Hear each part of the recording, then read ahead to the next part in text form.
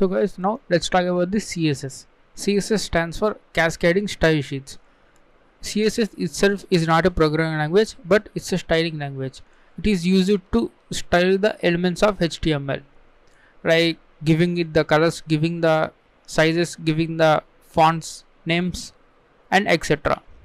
So this is our previously written HTML code in the HTML Basics video. Now I will show you the output, and this is the output. You can see I have added one just line, another paragraph. So what we're going to do is we are going to add some colors and changes some font types to this text. So let's say this paragraph, let me remove this one. So this h1 tag is the today's news, which is bigger in size. Let's say I want to add a color. To do that, you need to add an attribute name called style. Style is equals to, and then you need to select what property you want to add. I want to add color, and what you want to do is you need to put the colon and you need to give the color. As you can see, my Visual Studio already identified the attribute color, and it has giving me hints for these colors. I can choose any color, let's say blue. Okay, this Visual Studio already picked up the color picker also. If I want to add another attribute, I need to say semicolon, and I want to say font family. Font family is equals to Helvetica. So what I did is I added the color blue and set the font family to Helvetica. Now if I refresh the page, you can see the font color has changed, and now font is also changed. It's changed to Helvetica and blue color. So this is one way of adding the stylings to the HTML, but this is very bad way of adding the style element, because if you want to add to every element, you cannot put the in the tag itself. It's very bad practice as a web developer. So what you want to do is you want to say style, and then you can add the same code here. What you want to say is you want to say selector. This h1 represents the h1 in the body. So I want to select the h1 and I want to apply this stylings to this element. So let's say color again, let's say green this time. So if I refresh this, you can see the color has changed to green. So this is somewhat good practice than adding inside the tag, and this is called inline CSS. And what you're going to do is I'm going to show you another method, that is adding CSS from an external CSS file. So to do that, let's create a new file, say temp.css. So in this CSS file you can add the CSS code. So let me copy this one, let me cut this and paste it in here. Okay, let me change the color to green, to something other than green. So let's say red. So I can remove this style tag here. So if you want to apply these stylings only to this particular page, you can just add the style tag here and you can write only stylings for this page, or else you can write in separate file. So let me refresh this page. So we have got the black color only. The red color did not apply because we did not refer this CSS file in our HTML file. So to refer this CSS file, we want to say link tag. Using the link tag, you need to say rel is equals to style sheet. And what you're going to do is you want to define the type.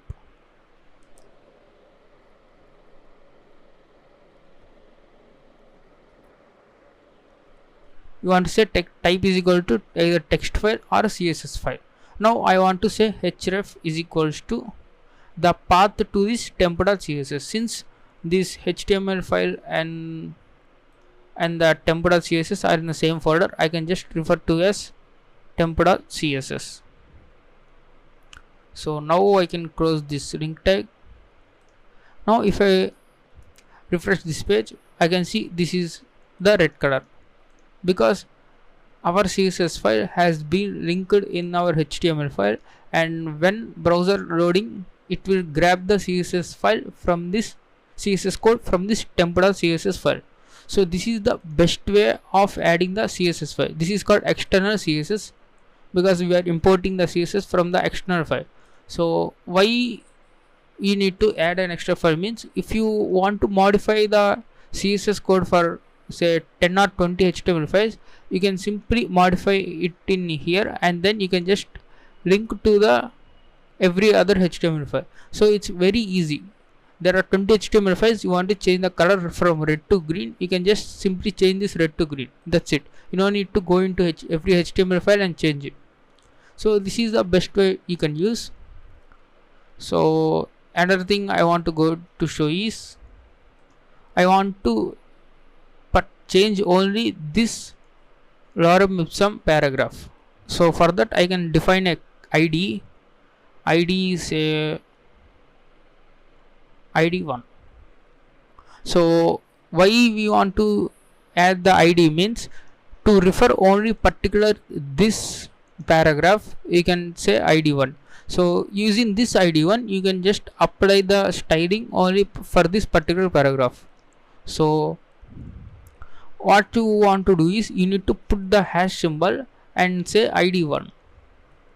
So whenever it encounters hash, then this ID1, the elements with this ID1 tags are applied with this styling. Okay, let me show you. Color is equals to say green. Okay, green, right? Now all the elements in our HTML file with this ID gets the color green. So let me refresh this. You can see the paragraph changes from black to green. And there is also another method, that is class. You can assign a class name, say class 1, and you can change particular these methods, these element data to this styling. Let me show you. It works similar way. I want to say dot class 1, and I want to say color is equals to brown. Okay, now the brown will be applied to the elements of this class. You can see this is simple paragraph, this turned into brown color. So in this way you can add these stylings. And I forgot to say one tag in the HTML, that is the div tag. This div tag is like block selector.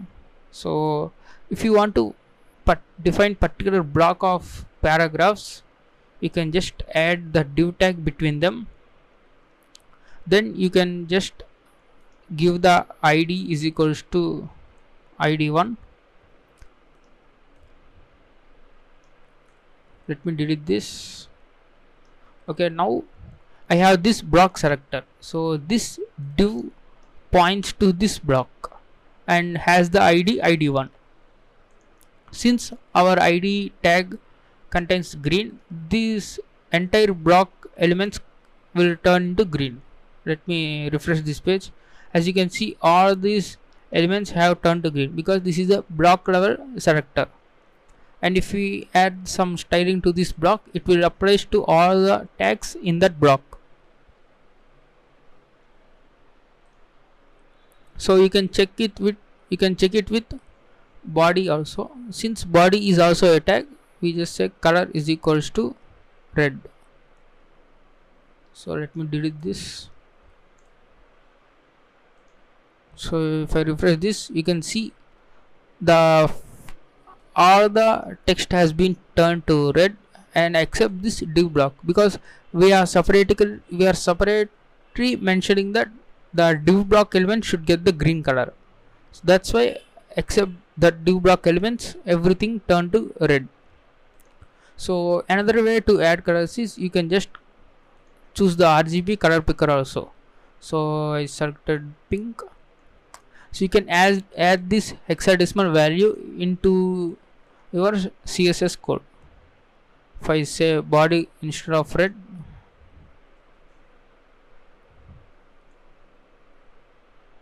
so this Visual Studio Code automatically identified the pink color. So if I just refresh this, you can see all the elements are turned to pink. So this is one way of adding. I recommend this method because you can select so many shades of single color with this hex values. So you can also choose this one, RGB of red comma green comma blue, and you can say RGB of this comma this in a brackets. That will also work. And this CMYK colors, it's not that much needed. You can just, I mainly use this CMYK colors in Adobe Illustrator while making cardboards. And if you want to add some huge saturations, we can also add this, but RGB is mostly used in the web development, and these other colors will be used in some illustrations like cardboards and other Illustrator or softwares are like those. Okay, you can, I think that's all for this video, guys. I have told almost this. Okay, I did not show the font family, maybe I have shown you that. Okay, you can also change, there are so many properties you can change: color, background color, font family. Okay, I will show you the background color. You can see when I type the BAC, the Visual Studio Code has been telling me to the methods which are available with starting BAC. I say background color is equals to, let's say, corner silk, because it's light in color. Okay, now if I refresh this page, you can see the background color has been changed. So there are ton of properties, you can just Google them and you can just apply it to your need. So I think that's all for this video, guys. I hope you have understood this CSS. This CSS, I have told you just the basic, and when pen testing perspective, this CSS is not that much important. Even though if someone hides a text in white color, we generally use the source code to view the code, right? That's why this CSS is not that much value from pen testing perspective, but you need to know the basics. That's why I told you the CSS basics.